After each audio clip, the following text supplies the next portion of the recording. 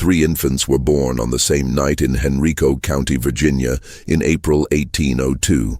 3 identical cries pierced the darkness of a plantation house, but only 2 children would be acknowledged by their mother.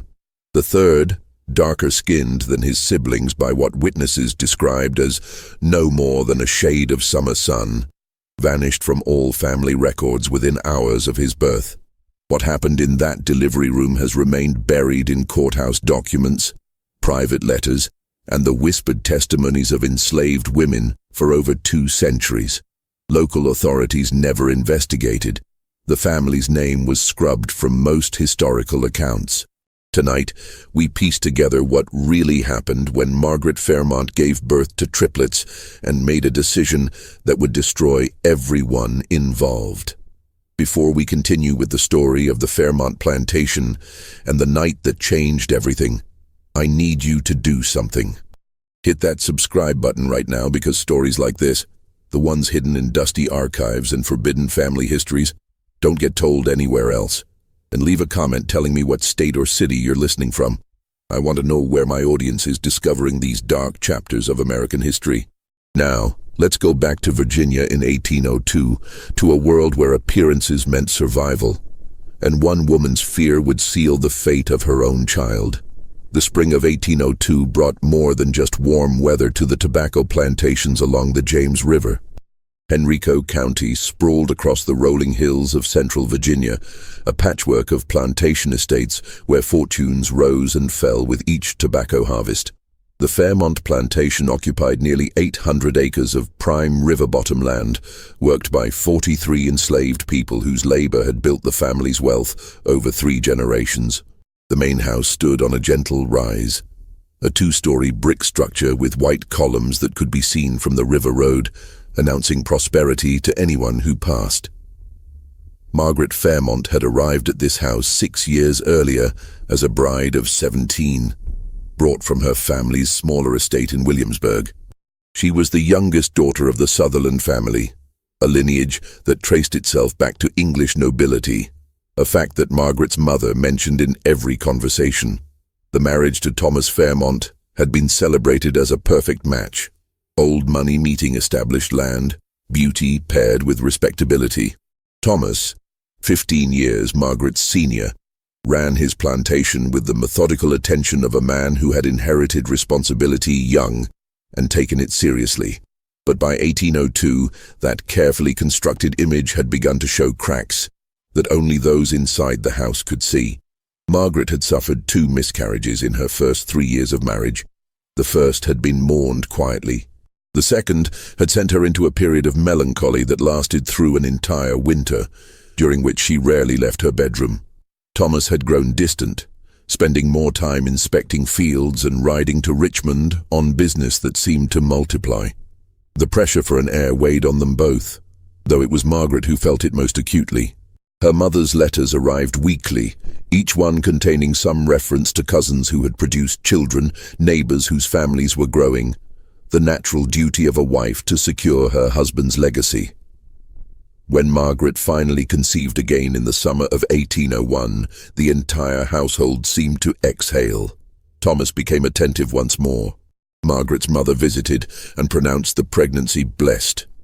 The enslaved women who worked in the house prepared the nursery with unusual care, perhaps sensing that this child represented something more than just another birth. What no one anticipated was that Margaret carried not 1 child, but 3.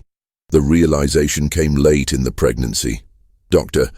Edmund Yancey, who attended to the wealthier families in the county, had examined Margaret in February and detected what he described as unusual movement, suggesting multiple quickening. A second examination in March confirmed his suspicion. Margaret would deliver twins, possibly triplets. The news sent Margaret into a state that alternated between elation and terror. Thomas received the information with quiet satisfaction, already calculating the advantage of multiple heirs. But Margaret knew what others didn't, what she had never told anyone, not even her husband. She had reason to fear what these children might look like. Among the enslaved workers at Fairmont Plantation was a woman named Esther, who had been born on the property 28 years earlier. Esther worked primarily in the main house, attending to the more delicate tasks that Thomas's mother had trained her for before her death. She moved through the rooms with the near-invisible efficiency that was expected of her, present when needed and forgotten when not. Esther had given birth to 2 children herself, though neither had survived past infancy, a tragedy so common among enslaved families that it barely registered in the plantation records beyond a notation of increase, followed by decrease in Thomas's ledger books. Margaret had developed an unusual dependence on Esther during her pregnancy. She insisted that Esther, not the younger housegirls, attend to her in the mornings. She wanted Esther present when Dr. Yancey visited. She created reasons for Esther to sleep in the small servants' room adjacent to the master bedroom, claiming she needed assistance during the night. Thomas found this arrangement peculiar but said nothing. A pregnant woman's whims were to be indulged, and if having Esther nearby provided comfort, so be it. What Thomas didn't know, what Margaret prayed he would never discover, was that his absence from the plantation the previous summer had not gone as unnoticed as he believed. In July of 1801, Thomas had traveled to Williamsburg for 3 weeks to settle a complicated estate matter involving his mother's family. The trip had been planned for months. Margaret had remained at the plantation, claiming the summer heat made travel impossible in her delicate condition, though she wasn't yet showing. During those weeks, the house had felt different, quieter. Margaret had spent more time out of her room, walking the grounds in the early morning, taking tea on the back veranda where she could see the workers in the distant fields. There were 19 enslaved men working the Fairmont plantation that summer. Most were assigned to the tobacco fields, some to the stables, a few to skilled positions as carpenters or blacksmiths. Among them was a man named William, who had been purchased 3 years earlier from a plantation in Maryland after Thomas needed additional skilled labor. William was a carpenter by training, capable of the fine detail work that the plantation occasionally required. He was also noticeably lighter-skinned than most of the enslaved population at Fairmont, the son of a white overseer and an enslaved woman, a fact that was noted in his sale documents but never discussed openly. What happened between Margaret and William during Thomas's absence was never recorded in any letter, never mentioned in any document. But 9 months later, as Margaret's labor began, on the night of April 23, 1802, she knew there was a possibility, small perhaps, but real, that her children might reveal a truth that would destroy her life. The labor started just after sunset. Margaret's water broke while she was at dinner, sending the household into controlled chaos. Thomas immediately sent for Dr.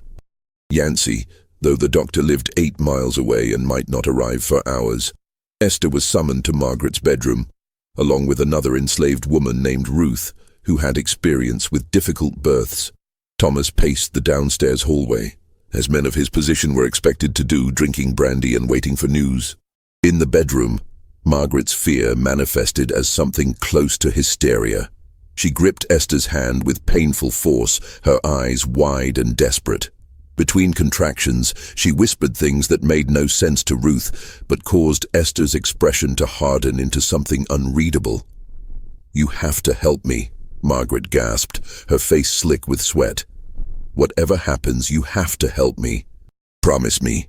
Promise." Esther nodded slowly, understanding something that Ruth did not. The first child arrived just before midnight. A boy, healthy and screaming with impressive strength. Ruth wrapped him in clean linen and placed him in the cradle that had been prepared. Thomas was called upstairs to see his son, his face breaking into a genuine smile for the first time in months. He stayed only briefly before returning downstairs, giving the women space to work. The second child came an hour later. Another boy, slightly smaller than the first but equally vigorous. Thomas was called again, his satisfaction now mixed with bewilderment at his sudden abundance of heirs. "Is that all?" he asked Dr. Yancey, who had arrived just as the second child was born. "There may be a third," Dr. Yancey said, examining Margaret. "The labor continues." The third child entered the world at 2:17 in the morning. Ruth received him in her experienced hands, and for a moment the room fell into a silence that had nothing to do with the completion of birth. The infant was noticeably darker than his brothers. Not dramatically so. His skin had the tone of someone who had spent a summer in the sun, perhaps, or carried Mediterranean blood. But the difference was unmistakable. Where his brothers were pink and pale, this child had a golden brown hue that would darken further as he grew. His features, too, seemed subtly different, though he was unmistakably related to his siblings. Margaret saw him and made a sound that was half sob, half whimper. Her worst fear had manifested in flesh and blood. Dr. Yancey frowned, leaning closer to examine the child. Ruth looked between the three infants, her confusion evident. But Esther moved with sudden purpose, taking the child from Ruth's hands. "Miss Margaret needs rest," Esther said firmly. "Too much blood lost. Doctor Yancey, you should prepare some tonic. Ruth, fetch fresh linens from the chest downstairs." Her tone carried enough authority that both Ruth and the doctor responded automatically. In the brief moment when they turned away, Esther met Margaret's eyes. Something passed between them. An understanding, a transaction, a conspiracy. "The third child is weak," Esther said clearly, loud enough for Dr. Yancey to hear as he mixed his tonic. "Breathing poorly. May not survive the night." Dr. Yancey turned back, observed the child in Esther's arms. The infant was, in fact, crying lustily, but Esther held him in a way that muffled the sound against her body. In the dim candlelight, with everyone exhausted and distracted, it was possible to believe what Esther said. "Common with triplets," Dr. Yancey muttered. "The third often fails to thrive." Thomas was not called upstairs to see his third son. Instead, Dr. Yancey went down and delivered the news that while 2 healthy boys had been born, a third had arrived weak and would likely not survive until morning. Thomas received this information with a mixture of disappointment and philosophical acceptance. 2 heirs were more than most men could claim. If God chose to take the third, well, perhaps it was for the best. Triplets were difficult to explain anyway, almost unnatural. 2 sons presented a cleaner legacy. By 3 in the morning, the house had settled. Dr. Yancey left instructions for Margaret's care and departed. Thomas, exhausted and drunk on celebration and brandy, fell asleep in his study. Ruth returned to the servants' quarters. Only Esther remained in Margaret's room, the third infant in her arms. "What will you do?" Margaret whispered, her voice hoarse. "What you asked me to do," Esther replied. "Hide him. He can't stay here. Thomas can't see him. No one can know. I understand. You'll take care of it." Margaret's eyes were feverish, desperate. "You'll make sure? You promise?" Esther looked down at the child in her arms. He had fallen asleep, his small chest rising and falling with the perfect rhythm of healthy life. She had held her own children like this, for the brief time they had lived. She knew the weight of an infant, the vulnerability of new life. "Yes," Esther said quietly, "I promise." What Esther did in the hours that followed would haunt Henrico County for generations. The plantation stretched out in the darkness, a landscape of shadows and shapes that Esther knew by heart. She had walked these paths her entire life, knew every building, every tree, every place where someone could see or not see. She moved through the night with the infant wrapped against her body, hidden beneath her shawl. Her first destination was the small cabin she shared with 3 other unmarried women from the plantation. But as she approached, she saw lamplight still burning inside. Someone was awake, waiting. Esther changed direction. The plantation had dozens of outbuildings, tobacco barns, storage sheds, workshops, smokehouses. Most were locked at night, but Esther knew which ones weren't. She found herself at the old dairy house, a small stone structure that had been replaced by a newer, larger building the previous year. The old dairy was still used occasionally for storage, but mostly it sat empty. Esther slipped inside. The space smelled of damp stone and old milk, not unpleasant. She could hear mice in the walls, the sound of something dripping from a loose roof board. The infant stirred against her chest, but didn't wake. She stood there in the darkness, holding a child that wasn't hers but somehow was her responsibility. Margaret's whispered words echoed in her mind. Hide him. Make sure no one knows. You promised. But what did Margaret think would happen? Did she imagine Esther could simply make a newborn infant disappear? Did she expect Esther to do what couldn't be spoken aloud? The possibility hung in the air, like the smell of stone and shadow. Esther knew what some women did when faced with impossible choices. She had seen it before, whispered about it in the quarters. Infants who failed to thrive, children who took sick sudden, births that went wrong in convenient ways. The plantation buried small bodies regularly, the deaths noted in ledger books and forgotten by morning. One more would barely be noticed. She could do it. Smother him with a cloth, his death quick and quiet. Leave him here in the old dairy, claim he had died in the night as Dr. Yancey predicted. Margaret would be relieved. Thomas would never know. The secret would die with the child, buried in the family cemetery with all the other unnamed infants. Esther looked down at the sleeping face. In the darkness, she couldn't see his skin color. He was just a baby, just a child who happened to be born into circumstances beyond his control. She thought of her own children, both dead before their first year. She thought of the choice Margaret had, the power to decide which of her children deserved life and which deserved erasure. She thought of the fact that Margaret's decision had been based not on the child's health or strength or prospects, but purely on the shade of his skin. Evidence of a betrayal that Margaret herself had engineered, but now wanted to erase. Esther made a decision that was both mercy and revenge. She left the old dairy and walked deeper into the plantation's territory, past the working buildings, into the area where the enslaved families lived. The cabins here were arranged in rough rows, each housing multiple families in cramped quarters. Esther approached one cabin at the far end, smaller than the others, where a woman lived alone. Dinah was 53 years old, ancient by plantation standards. She had worked in the tobacco fields until her hands became too gnarled with arthritis, and now she existed in a strange limbo, too old to work, too healthy to be dismissed as completely useless. She mended clothing, prepared herbs for the sick, watched over children when their parents worked.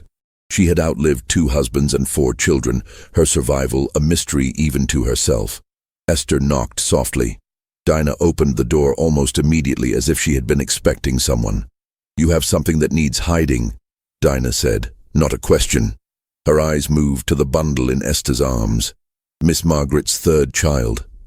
Born different from the others. Dinah's expression didn't change. She had seen too much in 5 decades to be surprised by anything. Different how? Darker. Shows his father's blood. Dinah opened the door wider. "And Miss Margaret don't want him. Says he's weak. Says he won't survive. But he will survive, won't he?" Dinah looked at Esther with eyes that seemed to see through all pretense. "If someone cares for him proper, that's why I'm here." Dinah was quiet for a long moment, considering. "What you asking me, Esther? Spell it plain. Raise him. Keep him hidden. Tell people he's your grandson if anyone asks. You so old, nobody questions your business anymore. And when Master Thomas sees a new child in the quarters, Master Thomas don't come down here. None of them do unless there's trouble. Long as the work gets done, he don't care who lives in which cabin." This was largely true. The enslaved quarters operated with a degree of autonomy born of willful ignorance on Thomas's part. He preferred to deal with a few trusted overseers rather than involve himself in the daily lives of the people he owned. Children appeared and disappeared with such frequency through birth, death, sale, or escape that tracking individual lives seemed pointless to him. "You know what you asking?" Dinah said quietly. "Raising a white man's child in secret? That's dangerous." "I know. Why not just do what she wants? Make him disappear proper?" Esther's jaw tightened. "Because I won't kill a child for his mother's sin." Dinah looked at the infant again, her weathered face unreadable. Finally, she reached out and took the bundle from Esther's arms. The child stirred, made a small sound, then settled against Dinah's chest as if he belonged there. "What's his name?" Dinah asked. Esther realized Margaret had never named him. He had been born and immediately designated for erasure, unworthy of even that small recognition. "Samuel," Esther said, choosing the first name that came to mind. "Call him Samuel." "Samuel," Dinah repeated, testing the weight of it. "All right then. Samuel it is." "I'll help," Esther said. "Bring food when I can, clothes, whatever he needs." "This gonna end bad," Dinah said, but there was something almost like satisfaction in her voice, as if she enjoyed the idea of a secret this dangerous, this subversive. "You know that, right? Secrets like this always end bad." "Maybe, but not tonight." Esther returned to the main house as dawn began to break. She found Margaret awake, eyes hollow with exhaustion and fear. "It's done," Esther said simply. Margaret couldn't finish the sentence. "He won't be found. No one will know." Margaret closed her eyes, relief washing over her face. "Thank you. You saved me." Esther said nothing. She had not saved Margaret. She had simply relocated the problem, turned Margaret's secret into a ticking mechanism that would eventually detonate. But she'd also saved a child's life, and in the moral calculus of plantation existence, perhaps that mattered more. Downstairs, Thomas woke to the news that his third son had died during the night, as Dr. Yancey had predicted. The child's body would be buried in the family cemetery, a small grave with no marker. This was not unusual for infants who died in their first days. Such deaths were common enough that elaborate memorials seemed wasteful. Except there was no body to bury. Thomas, in his grief and relief, did not question this. Dr. Yancey, when he returned to check on Margaret, accepted Esther's explanation that the child had been taken away already, a mercy to spare the mother further distress. A small coffin was prepared and buried with appropriate ceremony, witnessed by the house servants and blessed by the traveling minister who served the plantation community. Only Esther and Dinah knew that the coffin held nothing but weighted stones. Just when we thought this secret was safely buried, life at Fairmount Plantation continued with a normalcy that felt almost sinister. Margaret recovered from childbirth with the two acknowledged sons, named Thomas Jr. and Henry, growing healthy and strong. But in a cabin at the edge of the quarters, a third child was learning to exist in the spaces between sight and recognition. If this story is giving you chills, share this video with a friend who loves dark mysteries, hit that like button to support our content, and don't forget to subscribe to never miss stories like this. Let's discover together what happens next. Samuel's first year passed in a state of precarious invisibility. Dinah raised him with surprising tenderness, this woman who had outlived so many children of her own. She kept him inside her cabin during the day, brought him out only in the early morning or late evening when most people were elsewhere. When questions arose about the infant's sudden presence, Dinah told a simple story. Her daughter, who had been sold away 5 years earlier to a plantation in North Carolina, had died in childbirth, and the master there had sent the child back to Dinah as an act of unexpected mercy. The story was plausible enough. Such things happened occasionally, arrangements made between plantations when circumstances demanded. Thomas never questioned it because Thomas never inquired. As long as Dinah's presence didn't disrupt work patterns, her personal situation was irrelevant to him. Esther visited Dinah's cabin regularly, bringing food, cloth for clothing, small necessities. She watched Samuel grow, saw him begin to smile, to reach for objects, to babble the meaningless sounds that eventually became words. And she watched his skin darken slightly as he aged, confirming what had been evident from birth. This child carried visible evidence of mixed ancestry that would only become more obvious with time. In the main house, Thomas Jr. and Henry thrived under Margaret's doting attention and their father's satisfaction. Thomas hired a wet nurse for the boys, then a nursery maid as they grew. He commissioned a portrait of the twins on their first birthday, the two boys sitting in matching white gowns, their pale faces and light hair captured in oils by a traveling artist from Richmond. The portrait hung in the main parlor, a declaration of lineage and legitimacy. Margaret looked at that portrait every day, and every day she thought about the third face that should have been there but wasn't. Her relationship with Esther had changed. Where before there had been a mistress's casual dependence on a favored servant, now there was something more complex. A shared conspiracy, a mutual vulnerability. Margaret could never quite meet Esther's eyes anymore. And Esther, for her part, served with an efficiency that bordered on coldness, as if maintaining emotional distance was the only way she could continue to perform the role expected of her. Thomas noticed nothing. He was busy with the endless demands of plantation management, negotiations with merchants, a brief stint in the Virginia House of Burgesses that took him to Richmond for weeks at a time. His sons were healthy, his wife had recovered, his tobacco crop was promising. Life was, by his assessment, proceeding exactly as it should. But in the quarters, among the enslaved community, knowledge of Samuel's true parentage spread in the way such knowledge always spread. Through whispered conversations, careful observations, the kind of information that existed below the master's awareness but was understood by everyone else. People noticed that Samuel had Esther's fierce protection despite not being her child. They noticed that Dinah received better food rations than her status usually warranted. They noticed that Master Thomas's sons and Dinah's supposed grandson shared certain unmistakable features. The shape of their ears, the way their hair grew, a particular curve to their jawline that became more evident as they grew. Most of the enslaved workers at Fairmont kept this knowledge to themselves, understanding that exposure would benefit no one and would likely result in horrible consequences for everyone involved. But a few saw opportunity in the information. Among them was a man named Jacob, who worked as one of Thomas's field overseers. Jacob occupied a complicated position in the plantation hierarchy, enslaved himself, but given authority over other enslaved workers, a situation that required constant navigation of loyalty and survival. Jacob had ambitions.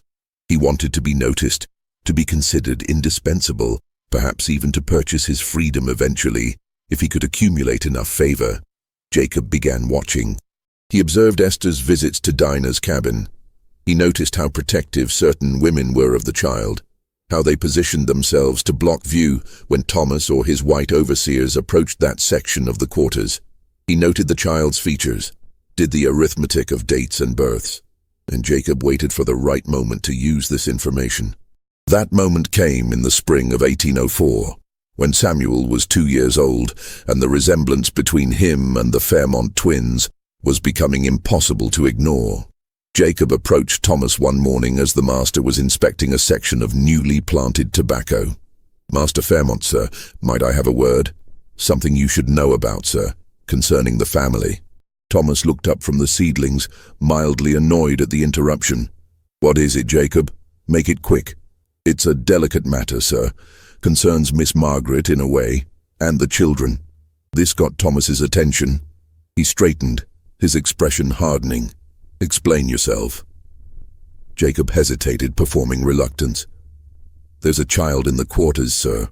Old Dinah's boy. Says he's her grandson from North Carolina, but sir, that ain't the truth." "What are you suggesting?" "I'm suggesting, sir, that you take a look at the child yourself. Compare him to your own sons. See what you see." Thomas's face went very still. "You're making a serious implication, Jacob." "Yes, sir, I know it.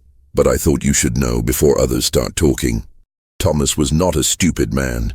He could add dates and circumstances as well as anyone. He thought about Margaret's pregnancy, about the third child who had supposedly died, about the unusual amount of time his wife had spent with Esther. He thought about William, the light-skinned carpenter who had been sold away suddenly a year ago, sent to a plantation in Georgia. At the time, Thomas had justified the sale as good business. William's carpentry skills had commanded a high price. But now he wondered if there had been another reason, some instinct he hadn't fully acknowledged. "Take me to this child," Thomas said, his voice dangerously quiet. Jacob led Thomas to Dinah's cabin. It was mid-morning, a time when most people were working, but Dinah was old enough to be excused from field labor. She was sitting outside her cabin, and on the ground beside her, playing with a carved wooden toy, was Samuel. Thomas stopped 10 feet away, staring. The child looked up, met his gaze with eyes that were unmistakably his own. The shape of the face, the set of the shoulders, even the way the child tilted his head, all of it was familiar. Thomas saw himself in this child, saw his own sons, saw his father. The resemblance was not subtle. Where did this child come from? Thomas asked, his voice shaking slightly. Dinah stood slowly, her arthritic joints protesting. My grandson, sir. My daughter's boy, from North Carolina. Your daughter's been dead 8 years, Dinah. I know because I sold her to the Carruthers Plantation in '96, and they reported her death from fever in '97. So I'll ask you again, where did this child come from? Dinah said nothing, her face carefully blank. Thomas looked at Samuel again, the child who had his face. He thought about the night Margaret gave birth, about the third son who had supposedly been too weak to survive. He thought about Esther's care of his wife, about a possibility so horrifying he had never allowed himself to consider it. How old is this child? Thomas demanded. 2 years, sir. Near about. Born in spring of 1802. Yes, sir. Thomas felt something crack inside him, a foundation of certainty that had supported his entire understanding of his life. He turned and walked back toward the main house, his stride becoming faster until he was nearly running. Margaret was in the morning room, embroidering while the twins played nearby with their wooden soldiers. She looked up as Thomas burst in, his face flushed with rage. Get the children out, Thomas said, his voice terrifyingly controlled. Now. The nursery maid, sensing disaster, quickly gathered the boys and fled. Margaret stood, her embroidery falling forgotten to the floor. Thomas, tell me about the third child. Thomas interrupted. The one who died. Margaret's face went white. What do you mean? He was weak. He didn't survive. Don't lie to me. Thomas's shout made Margaret flinch. I've seen him, in the quarters. A 2-year-old boy who has my face. Margaret's legs gave out. She collapsed back into her chair, her hands shaking. It's not possible, she whispered. Esther said she promised he was gone. Gone where, Margaret? Gone how? Thomas grabbed his wife's shoulders, forcing her to look at him. What did you do? What secret have you been keeping? The whole story came out in broken pieces. Margaret's summer loneliness while Thomas was in Williamsburg. The carpenter William, who had been kind to her, who had listened when she spoke, who had made her feel less alone. The relationship that had developed in the dangerous space of her husband's absence. The pregnancy that could have been Thomas's or might have been William's. The birth of 3 sons, one of whom was too dark to acknowledge. I was frightened, Margaret sobbed. I didn't know what to do. I thought if anyone saw him, they would know and it would destroy everything. You would cast me out, my family would disown me, I would lose my sons. So you gave him away. Thomas's voice was ice. You gave away my son Margaret. Whatever else he is, he's mine. Mine. This was what Margaret hadn't understood in her panic. She had seen the child as evidence of her betrayal, something to be hidden or erased. But Thomas saw him as property, as lineage, as his regardless of the circumstances of conception. In the twisted logic of plantation society, the child was Thomas's because everything on the plantation was Thomas's, the land, the tobacco, the people, the children.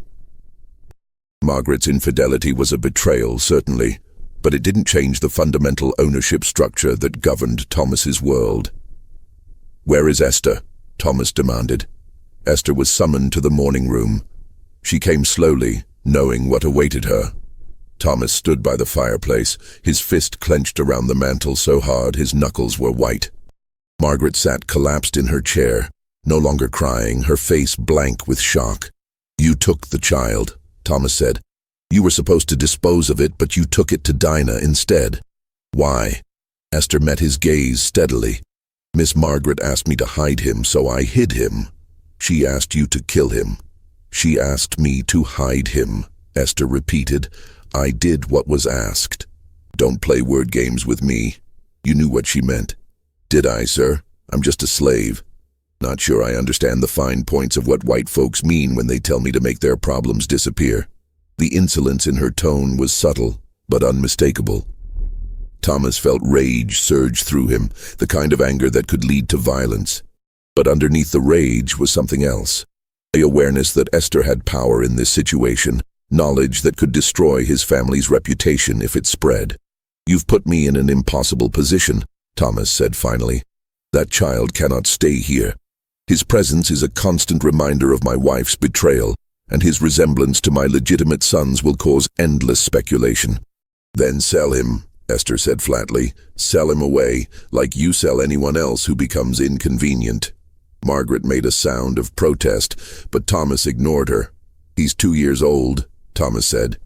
Too young to sell for meaningful profit, and any buyer would ask questions about his parentage, the questions I can't afford to have asked. So what will you do? Esther asked. Thomas looked at her for a long moment. That depends on whether you can keep your mouth shut. This secret stays here, between the four of us. Me, Margaret, you, and Dinah. The child continues to live in the quarters as Dinah's grandson. No one speaks of his real parentage, ever. If this information leaves this room, if there is even a whisper that reaches beyond this plantation, I will hold you personally responsible. Do you understand? Yes, sir. I could have you whipped for this, Thomas said quietly. For concealing information, for disobeying orders, for your insolence today. Give me one reason I shouldn't. Because then you'd have to explain why, Esther replied. And that's a conversation you don't want to have.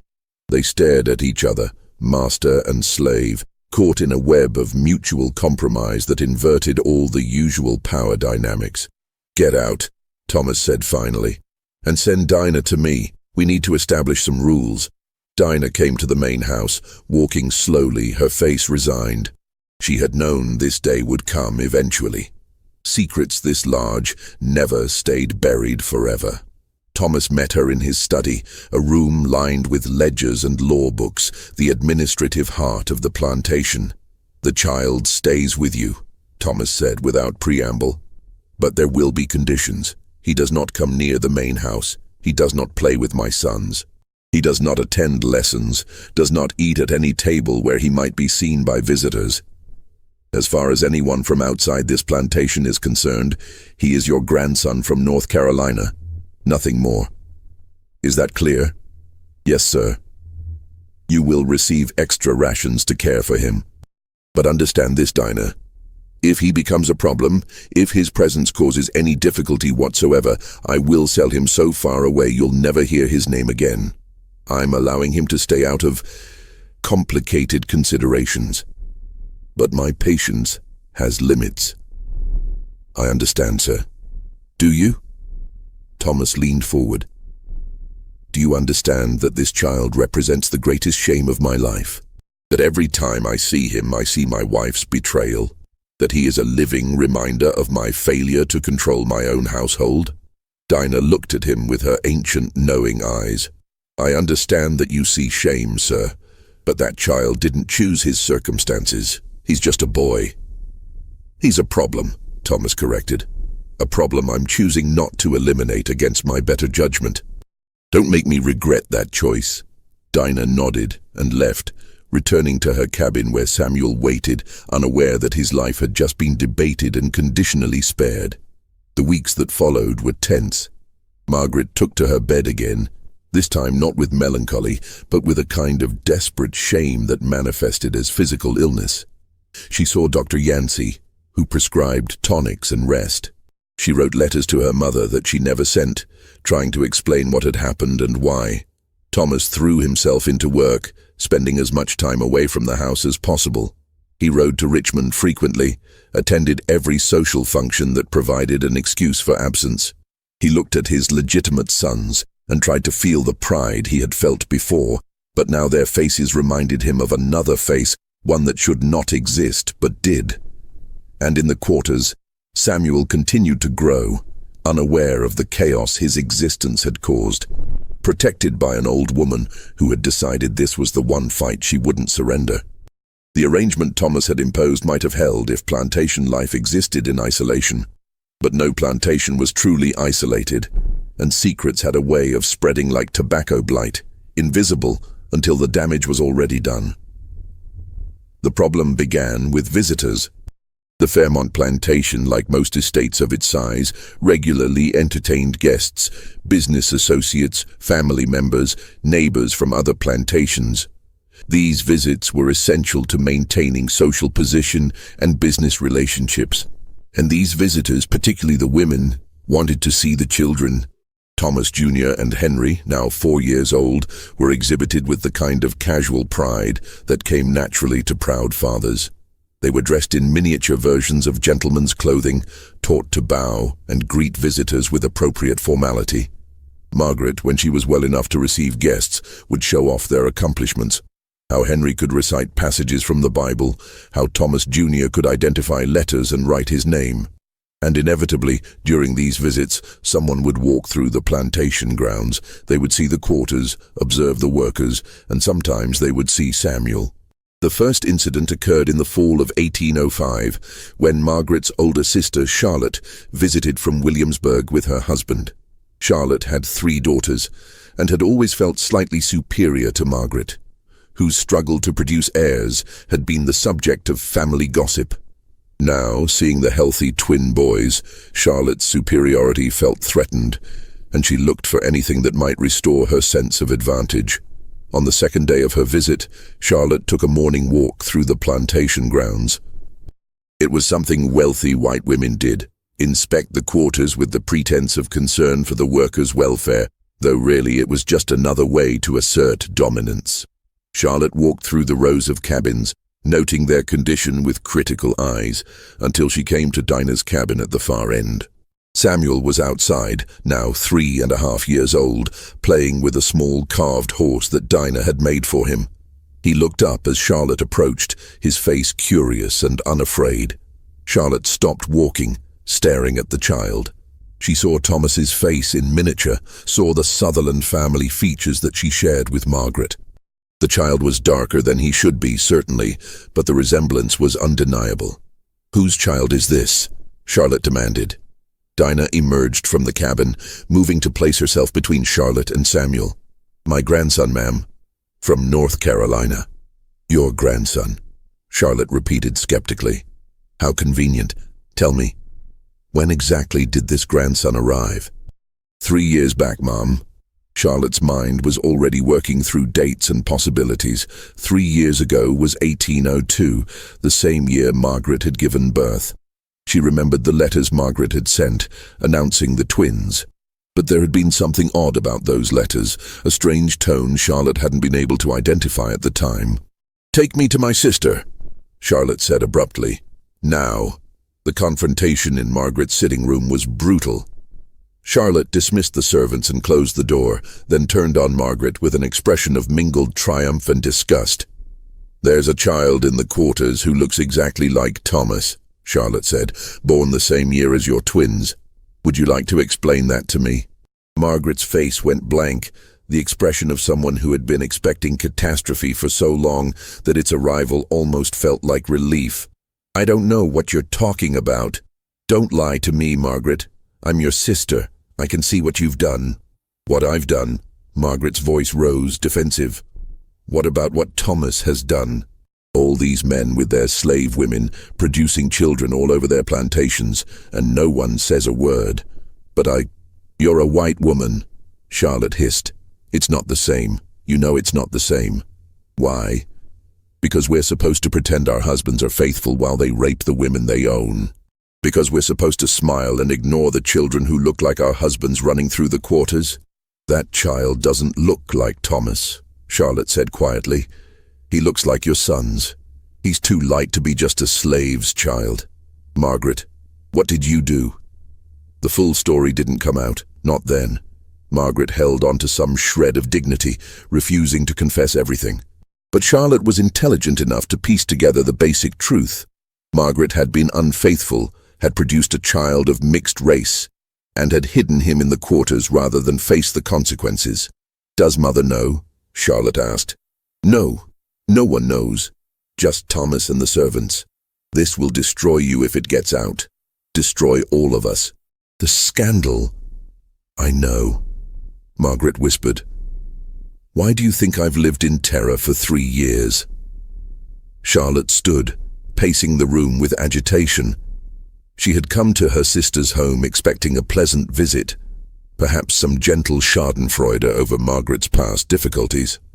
Instead, she had discovered a scandal that threatened the entire family's reputation. "That child cannot stay here," Charlotte said finally. "He's visible proof of your betrayal. Thomas wants him here. He considers Samuel his son, legally, his property." "Samuel?" Charlotte's voice was sharp. "You named him?" "I didn't. Esther did. The woman who helped." Charlotte processed this information, her expression calculating. "Then there's a simple solution. The child must disappear. Properly this time. He's young enough that it can be arranged quietly. An accident, an illness, these things happen all the time with slave children." Margaret felt something revolt in her, a maternal instinct that 3 years of separation hadn't entirely killed. "No, I won't. I can't. You don't have a choice, unless you want our entire family destroyed. Unless you want your sons to grow up with everyone knowing their mother is an adulteress who produced a bastard child. Is that what you want?" The conversation continued for hours, but the conclusion was inevitable. Charlotte was right. Samuel's continued existence was a threat, and Margaret, exhausted by years of fear and guilt, couldn't find the strength to fight anymore. When Thomas returned that evening, he found his wife and sister-in-law waiting for him in his study, a united front of grim determination. "We need to discuss the child," Charlotte said. "The one in the quarters." Thomas's expression darkened. "That's not your concern, Charlotte. It is when it affects my family's reputation. Margaret has told me everything, and we agree. The child must go." "I've already made my decision about this," Thomas said coldly. "He stays, under controlled conditions, but he stays." "Why?" Charlotte demanded. "Out of some misplaced sense of paternity. He's evidence of your wife's betrayal. Every day he remains here is a humiliation to you." Thomas looked at Margaret, who couldn't meet his eyes. "Is this what you want? For your son to be removed?" "He's not my son," Margaret said, but her voice broke on the words. "Not really. He can't be." "But he is," Thomas said quietly. "That's the problem, isn't it? He's mine, whether I want him or not. And I don't kill what's mine." "Then sell him," Charlotte pressed, "far away, to someone who'll never connect him to this family. He's 3 years old. Who buys a 3-year-old child? Plenty of plantations need young workers, or there are families in the city who take in children as household servants. It can be done quietly, for the right price." Thomas stood silent for a long moment, wrestling with conflicting impulses. The practical part of him recognized that Charlotte was right. Samuel's presence was dangerous. But another part, the part that counted tobacco yields and tracked bloodlines and thought in terms of property and legacy, couldn't quite accept the idea of disposing of his own son, regardless of the circumstances. "I'll consider it," Thomas said finally. "But not now. The child stays until I decide otherwise." Charlotte left 2 days later, disappointed but not defeated. She had planted the seed, and she knew Thomas was a practical man. Eventually, practicality would win. But Charlotte made one critical mistake before she left. She mentioned the situation to her husband, swearing him to secrecy. And her husband, after several glasses of port at a gentleman's club in Williamsburg, mentioned it to a business associate. And that associate mentioned it to his wife. And so the secret began its inevitable spread, leaking out in fragments and whispers, growing distorted as it passed from mouth to mouth. By the spring of 1806, rumors had reached several of the neighboring plantations. The details were confused. Some said Thomas had fathered a child with a slave woman, others claimed Margaret had taken a lover, still others insisted the whole thing was a lie spread by jealous competitors.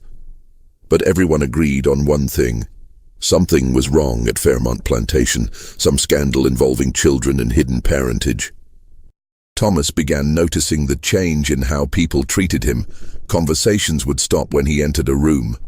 Business associates were slightly cooler in their dealings. Invitations to social events became less frequent. Nothing overt, nothing he could confront directly, but a definite shift in social temperature. He knew what it meant. The secret was out, spreading like fever, destroying his reputation with every retelling. In June of 1806, Thomas made his decision.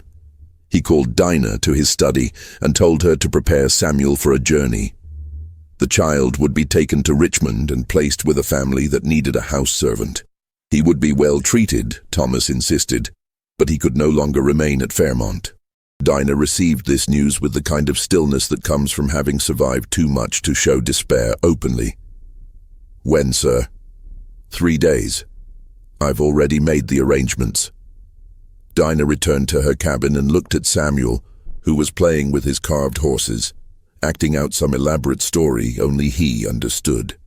He was 4 years old now, bright and curious, with his father's intelligence and his mother's determination, though he would never know either of them as parents. She had raised him for 4 years, this child who wasn't hers, but had become hers through the alchemy of daily care. She had taught him to walk, to speak, to recognize plants and birds. She had told him stories at night, had held him through nightmares, had loved him in the way one loves a child who represents something more than just themselves. And now he would be taken away, sold to strangers, sent into a life she couldn't protect him from. Dinah made a decision that was both desperate and calculated. That night, after Samuel fell asleep, she slipped out of the cabin and walked to Esther's quarters. Esther was awake when Dinah arrived, as if she had been expecting this visit. They sat outside in the darkness, speaking in whispers that wouldn't carry to neighboring cabins. "Master's selling Samuel," Dinah said. 3 days from now, taking him to Richmond." Esther's expression didn't change, but her hands clenched into fists. "I feared this was coming." "I can't let it happen," Dinah said quietly. "I won't. I've lost too many children in my life. I won't lose another one." "What are you planning?" "I'm taking him away, running." The word hung between them, heavy with consequence. Running was the ultimate transgression, the act that could result in brutal punishment or death. But it was also the only form of resistance available, the only way to truly defy the system that owned them. "You'll die if they catch you," Esther said flatly. "Or worse. You know what they do to runaways." "I know. But I also know what they do to children in those city houses. I've heard the stories. Samuel won't survive it. Better to try and fail than to just hand him over. You're old, Dinah. You won't make it 50 miles. Your joints can barely handle walking around the plantation. Then I'll make it 20 miles. Or 10. Or 5. However far I can get before they catch me." Esther looked at her for a long moment, seeing the absolute determination in the older woman's face. "You need help. I need information, routes, safe houses. You know people, Esther. You hear things. Tell me how to do this." Over the next 2 days, Esther gathered what information she could. There were networks, whispered routes, places where runaways could hide or find assistance. The networks were fragile and dangerous, as likely to lead to capture as to freedom, but they existed. Esther learned of a freed black family living 30 miles north, near the border with Maryland, who sometimes provided shelter. She learned of churches where sympathetic ministers might offer food. She learned of places to avoid, areas where slave catchers were known to patrol. She passed this information to Dinah in fragments, careful conversations in moments when they wouldn't be overheard. They made plans with the thoroughness of generals planning a campaign, knowing that every detail could mean the difference between escape and capture. On the 3rd night, the night before Samuel was scheduled to be taken to Richmond, Dinah prepared to leave. She packed what little she could carry, some food, a blanket, a knife. She woke Samuel and dressed him in his warmest clothes, though he was confused and sleepy. "Where are we going, Grandma?" he asked, using the title that had become natural to him. "On an adventure," Dinah said, keeping her voice light despite the fear coursing through her. "We're going to see new places. Will we come back?" "Maybe," Dinah said, the line necessary. "Maybe someday." They slipped out of the cabin just after midnight, when most people were deeply asleep. The plantation was dark, except for a few scattered lights in the main house. Dinah held Samuel's hand and moved as quickly as her old body would allow, heading not toward the road, but into the woods that bordered the eastern edge of the property. They had made it perhaps half a mile when Samuel stumbled and fell, crying out in pain. Dinah helped him up, found that he had twisted his ankle on a root. He could walk, but slowly, and he was starting to cry in earnest now, the adventure turning frightening. "Hush, baby," Dinah whispered urgently. "We have to be quiet. It's part of the game." But the delay had cost them precious time, and Samuel's injury meant they were moving far slower than planned. By the time dawn began to break, they had covered less than 3 miles. Dinah knew it wasn't enough. The alarm would be raised soon and dogs would be sent to track them. She found a thick grove of trees and pulled Samuel into it, hiding them both under the blanket and low-hanging branches. Samuel had fallen asleep again, exhausted by the night's walk. Dinah held him and prayed to a God she wasn't sure listened to people like her. Back at the plantation, the alarm was indeed raised. Thomas discovered Dinah's absence when he went to collect Samuel for the journey to Richmond. The empty cabin told its own story. Thomas's rage was immediate and volcanic. He called for his overseer, for the dogs, for a hunting party to be assembled immediately. "Find them," Thomas ordered. "I want that woman brought back, and the child." "Alive, sir?" the overseer asked. Thomas hesitated, his face contorted with conflicting emotions. "The child, yes. Unharmed. The woman, use your judgment." The hunting party set out with dogs before the sun was fully up. The hounds picked up the scent quickly, trained as they were for exactly this purpose. They followed the trail into the woods, baying with excitement at the fresh track. Dinah heard the dogs and knew it was over. She woke Samuel and tried to explain, tried to prepare him for what was coming. But how do you explain capture and consequences to a 4-year-old child? "I need you to be brave," Dinah told him, holding his face between her weathered hands. "Whatever happens, remember that I love you. Remember that you're worth more than they say you are. You understand me, Samuel? You're worth everything." Samuel nodded, not understanding but sensing the gravity of the moment. The hunting party found them within the hour. 6 men on horseback, 2 with rifles, the dogs straining at their leashes. They surrounded the grove where Dinah and Samuel hid, cutting off any possibility of further flight. "Come out," the overseer called. "It's over, Dinah. Don't make this harder." Dinah emerged slowly, holding Samuel's hand. The child pressed against her leg, terrified by the dogs and the men, and the hostility radiating from the hunting party. "Take the boy," the overseer ordered one of the men. "No," Dinah said, her voice stronger than she felt. "He stays with me." "You don't get to make demands, old woman. You're a runaway." "You know what that means." One of the men dismounted and moved toward them. Dinah tried to step between him and Samuel, but the man was larger and stronger. He grabbed Samuel, pulling him away from Dinah's protective grip. Samuel screamed, reaching for her. "Grandma, Grandma." "It's all right, baby," Dinah called to him, though her voice broke. "It's all right. Be brave." They tied Dinah's hands behind her back and forced her to walk back to the plantation, the men on horses surrounding her, the dogs following. Samuel was carried by one of the riders, still crying for Dinah. The walk back took hours.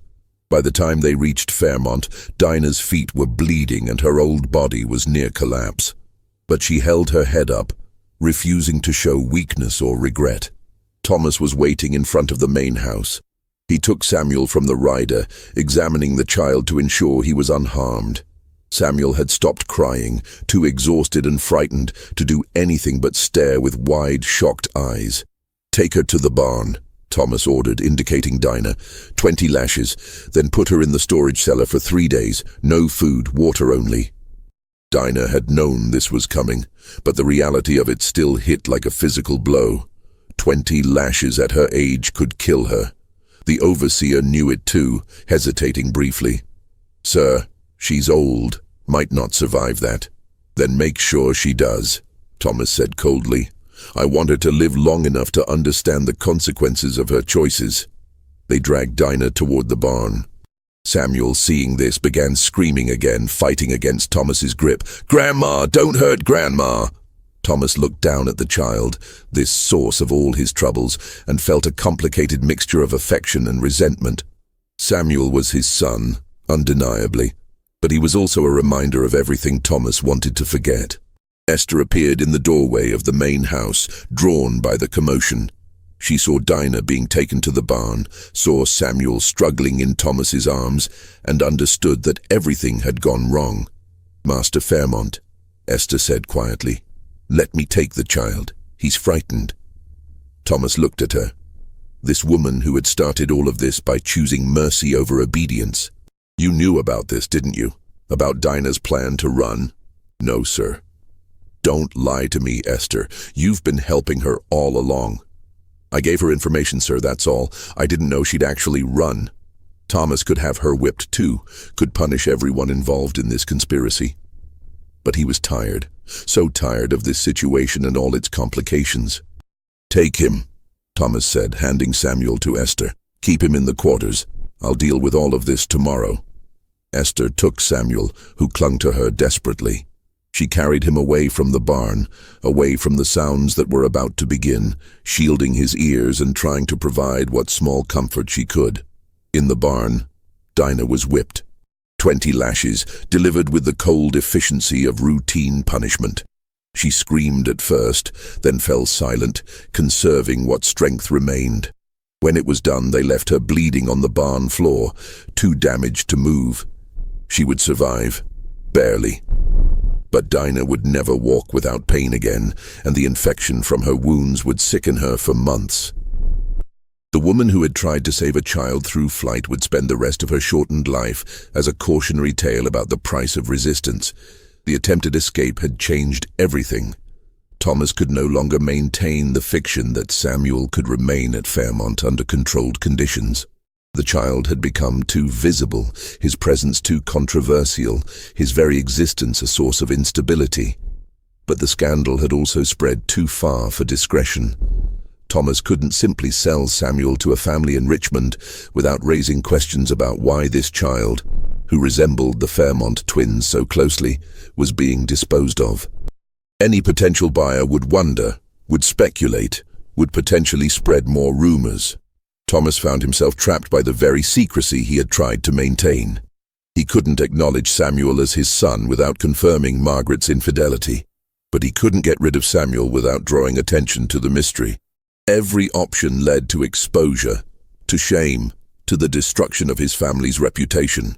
He spent weeks wrestling with the problem, drinking more heavily, avoiding both Margaret and Samuel, trying to find a solution that didn't exist.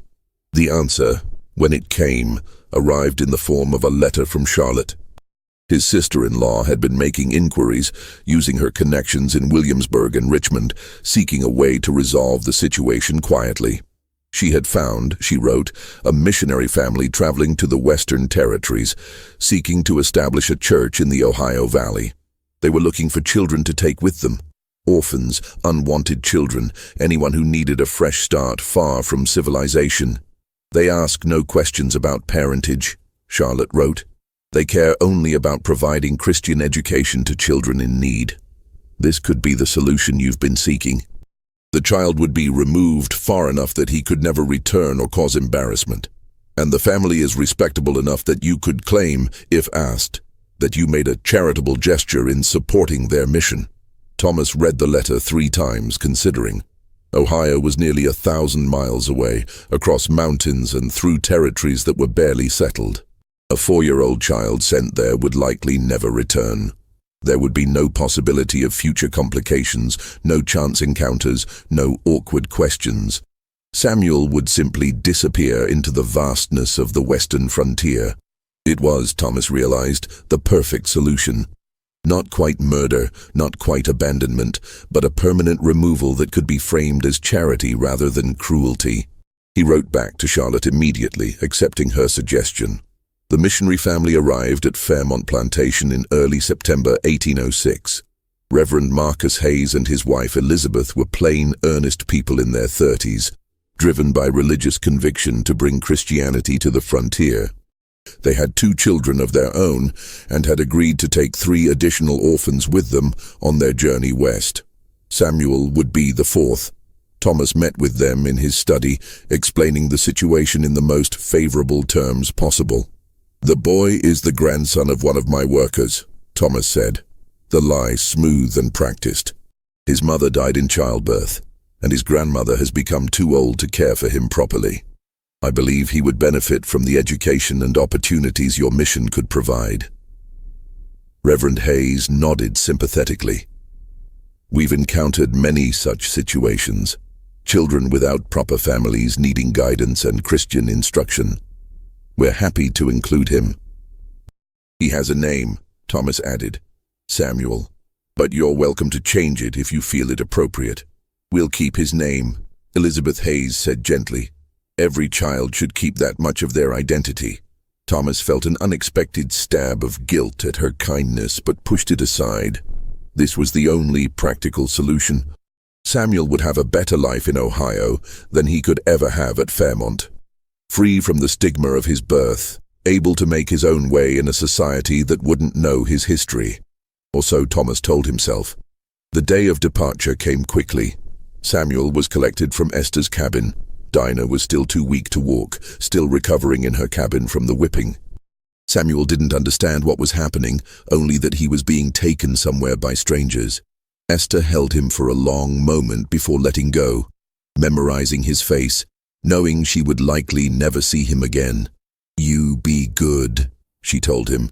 "You listen to these people, you learn everything they teach you, and you remember. You're worth just as much as anyone else. Don't let anyone tell you different." Samuel nodded, not understanding but sensing the finality of the moment.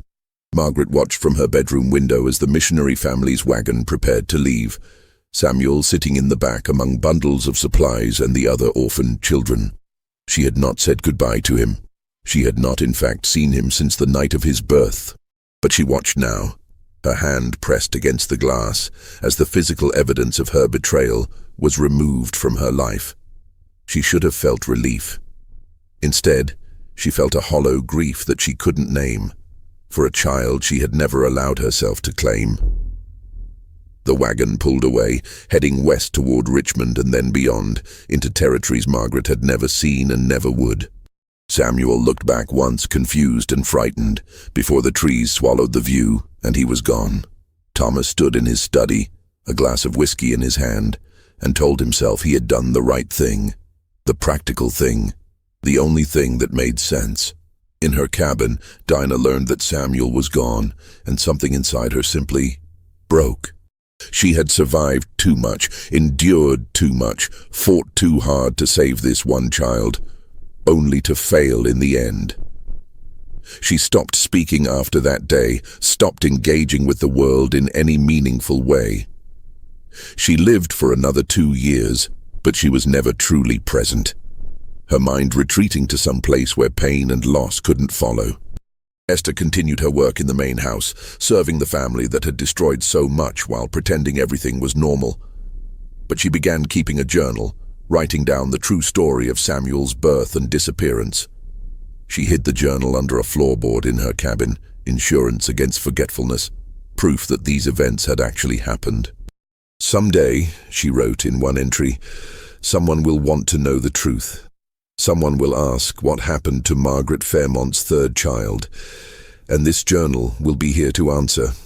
The years that followed Samuel's departure were marked by a slow decay of everything Thomas and Margaret had tried to protect. Their marriage, already damaged, deteriorated into cold coexistence. Margaret never recovered from the guilt and loss, spending most of her time in her rooms, avoiding social occasions, slowly withdrawing from the world. Thomas threw himself into plantation business with obsessive intensity, as if enough profit and productivity could compensate for personal unhappiness. Thomas Jr. and Henry grew into young men who knew something was wrong in their family, but could never quite identify what. They sensed their parents' mutual misery, the unspoken secrets that hung in the air of the main house. Both boys left for education in Richmond as soon as they were old enough, eager to escape the oppressive atmosphere of Fairmont Plantation. The plantation itself began a gradual decline. Thomas made poor business decisions, invested in ventures that failed, borrowed money he couldn't easily repay. By 1815, he was forced to sell off portions of the land to satisfy debts. By 1820, the plantation was half its original size, worked by a fraction of its former enslaved population. Esther was freed in 1823, not through Thomas's generosity, but through the provisions of his mother's will, which had stipulated that certain favored servants be freed after 20 years of service. Esther was 47 years old, worn down by decades of service but alive and legally free. She moved to Richmond, taking her hidden journal with her, and found work as a seamstress. Margaret died in 1827, at the age of 42. The doctor called it a wasting sickness, but those who knew her understood she had simply given up, exhausted by years of guilt and isolation. Her death was barely noticed outside the immediate family. She was buried in the family cemetery, not far from the empty grave that supposedly held her third son. Thomas survived her by 7 years, dying in 1834 at age 62. His obituary in the Richmond newspaper was brief, noting his service in the Virginia House of Burgesses and his management of a once prosperous plantation. It made no mention of scandal, secrets, or hidden children. His estate, diminished and debt-ridden, was divided between Thomas Jr. and Henry, neither of whom wanted to maintain the property. They sold it in 1836 to a land speculator who divided it into smaller farms. The Fairmont Plantation House still stands today, though it's been converted into a museum and event space. Tour guides mention the family's history during the colonial period, the plantation's role in tobacco production, the architecture of the main house. They do not mention Margaret's third child, or the conspiracy that surrounded his birth, or the lives destroyed to maintain a secret. Because for over a century that secret remained buried.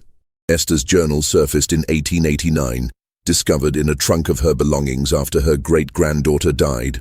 The family, uncertain what to do with the explosive contents, consulted a lawyer who advised them to donate it to the Virginia Historical Society, with the stipulation that it not be made public for 50 years.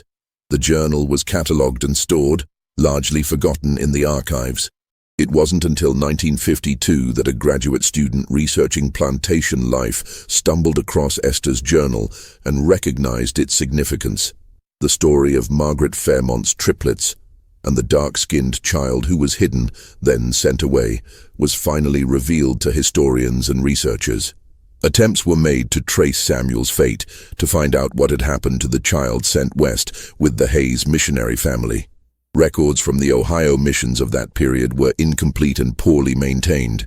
The Hayes family could be traced to Ohio Territory, where they established a small church near present-day Cincinnati. But after 1810, the records become unclear. Children died frequently on the frontier, from disease, accidents, the harsh conditions of pioneer life. There is one tantalizing possibility, though nothing can be confirmed. In the 1850 census for Ohio, there is a record of a man named Samuel Hayes, age 48, listed as a schoolteacher in a small frontier town. The age would be approximately correct, and the surname suggests he was raised by or adopted into the Hayes family. But without definitive proof, without any documentation linking this Samuel Hayes to the child born at Fairmont Plantation, historians can only speculate. If it was him, if he survived his childhood and built a life in Ohio, then Margaret's darkest secret had an ending she never imagined. The child she discarded as too dark, too dangerous, too damaging to her reputation, might have lived a long and productive life, free from the plantation system that had condemned him at birth, able to claim an identity beyond the circumstances of his conception. Or perhaps he died young, another unnamed victim of frontier hardship, his existence and death equally invisible to history. We'll never know for certain. That's the nature of hidden histories, of stories that were meant to be erased. The documentation is incomplete, the witnesses all dead, the truth obscured by time and intentional destruction of evidence.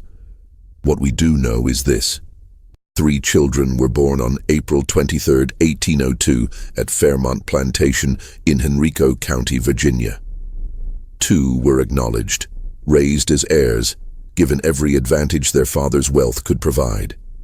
1 was hidden, sent away, erased from family records and memory. And the question that haunts this story isn't just what happened to that 3rd child. It's how many other children in how many other plantation houses were disappeared for similar reasons. How many secrets were buried under floorboards and empty graves. How many lives were destroyed not by malice but by fear. Fear of scandal, fear of social consequence, fear of acknowledging the complicated, brutal reality of plantation life. Margaret Fairmont's story is disturbing, not because it's unique, but because it probably wasn't. The specific details may be unusual, triplets, the dramatic resemblance, the documented conspiracy, but the underlying situation was common. Plantations were places where sexual exploitation was routine, where children of mixed race were born constantly, where white families struggled to maintain the fiction of racial purity while living in intimate proximity with the people they enslaved. The horror of this story isn't supernatural, it's human. It's about the choices people make to protect themselves, to preserve their position, to maintain appearances at the cost of truth and morality. It's about a mother who loved her children enough to protect 2 of them, but not enough to acknowledge the 3rd. It's about a father who claimed ownership of everything on his plantation except the son who most needed his protection. It's about a community that chose silence over justice, secrecy over truth. And it's about a child. Samuel, the unwanted triplet, the hidden son, the boy who was too dark to acknowledge, whose life mattered less than his mother's reputation, whose existence was treated as a problem to be solved rather than a life to be valued. This mystery shows us that the darkest chapters of history aren't always about ghosts and curses. Sometimes they're about flesh and blood, about real people making terrible choices for understandable reasons, about systems that forced those choices on people who were trapped within them. What do you think of this story? Do you believe everything was revealed, or are there still secrets buried in the archives of Henrico County? Were there other children like Samuel, erased from history by frightened mothers and complicit fathers? Leave your comment below with your thoughts. If you enjoyed this tale and want more horror stories like this, subscribe, hit the notification bell, and share with someone who loves mysteries. The past is full of stories we were never meant to hear. Let's keep listening. See you in the next video.